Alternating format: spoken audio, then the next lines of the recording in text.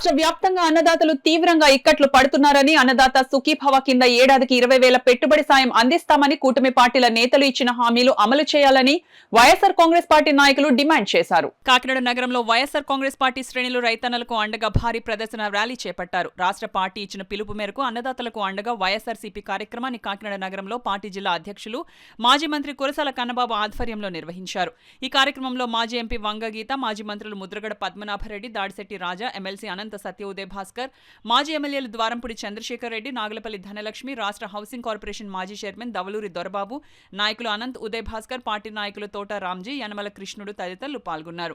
ముందుగా కాకినాడ జిల్లా పరిషత్ సెంటర్ నుండి ర్యాలీగా కలెక్టరేట్ వద్దకు చేరుకున్నారు.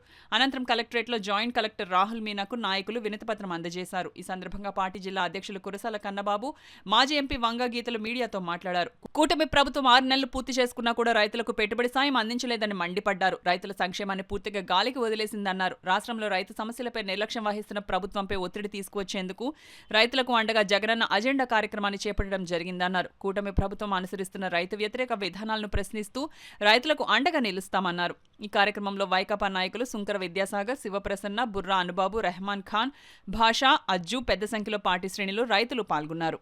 నేనొస్తే 20,000 ఇస్తాను రైతుకి అని చెప్పిన చంద్రబాబు నాయుడు కన్వీనియంట్గా ఆయన హామీ మర్చిపోయి ఈ 7 నెలల కాలంలో కనీసం ₹1 ఇవ్వలే. మొన్న వచ్చిన తుఫాన్లకి ఇన్పుట్ సబ్సిడీ ఇవ్వలేదు. ఇంతకుముందు జగన్మోహన్ రెడ్డి గారు ఉన్నప్పుడు ఇన్పుట్ సబ్సిడీని ఏ సీజన్లో ఆ సీజన్ ఇచ్చే కార్యక్రమం చేసేవారు. ఉచిత పంటల బీమా పథకాన్ని ఎత్తేశారు. ఇంతకుముందు ఈ క్రాప్ చేయించుకుంటే చాలు ఉచిత పంటల బీమా ఆటోమేటిక్గా వచ్చి వేలాది కోట్ల రూపాయలని వాళ్ళకి బీమా కింద ఈ రాష్ట్రంలో 5 ఏళ్ల కాలంలో ఇచ్చిన పరిస్థితి నుంచి ఈరోజు మీకు మీరే ప్రీమియం కట్టుకోండి, లేకపోతే మీ చావు మీరు చావండి అని గాలికి వదిలేసిన పరిస్థితి కూడా మనం చూస్తూ ఉన్నాం. దాంతోపాటు ఇంకా ధాన్యం కొనుగోలు అయితే చాలా భయంకరమైన పరిస్థితి. గతంలో వేలు పట్టి నడిపిస్తాను రైతుని చెప్పి రైతు భరోసా కేంద్రం దగ్గర ధాన్యాన్ని కొనుగోలు చేసే ప్రక్రియ మొదలుపెట్టి ఏ మిల్లుకి అమ్మితే మీకు పూర్తిగా ఈ పరిహారం ఏదైతే దాని విలువ తగ్గకుండా వస్తుందనేది నిర్ణయించి ఆ మిల్లుకే మద్దతు ధర వచ్చే విధంగా తోలించిన పరిస్థితి నుంచి ఇవాళ గోని సంచులు లేవు, కొనే నాదులు లేడు, మొత్తం రైతుల్ని దళారీలకు వదిలేసిన చంద్రబాబు నాయుడు గారు ఆయన ఇంకా మళ్ళీ 2047 అని కళ్ళకంటా ఉన్నాడు విజన్ అని చెప్పి. విజన్ తర్వాత ముందు ఇక్కడ వినే మాటల్ని మీరు లిజన్ చేయండి, వినండి. ఫస్ట్ ఇక్కడ రైతులు ఏం చెప్తున్నారో వినండి అని చెప్పి మేము చెప్తా ఉన్నాం. ఇవాళ ఈ డిమాండ్లన్నీ చెబుతూ జాయింట్ కలెక్టర్ గారికి ఇప్పుడే విజ్ఞాపన పత్రాన్ని అందజేశాం. చాలా గట్టిగా చెప్పాం, ఎట్టి పరిస్థితుల్లో రైతులకు అన్యాయం జరిగితే ఎట్టి పరిస్థితుల్లో ఒప్పుకునేదే లేదు. ఎలాంటి కార్యక్రమానికైనా సరే మేము ఆందోళన కార్యక్రమాలకు సిద్ధంగా ఉంటామని చెప్పి ఈరోజు చెప్పడం జరిగింది. రైతు బాంధవుడిగా ఇవాళ పేరు అంటే రాజశేఖర రెడ్డి గారు గుర్తొస్తారు. నాన్న 1 అడుగు ముందుకేస్తే 4 అడుగులు ముందుకేస్తానని చెప్పే జగన్మోహన్ రెడ్డి గారు ఆచరణలో 40 అడుగులు ముందుకేసి చూపించారు.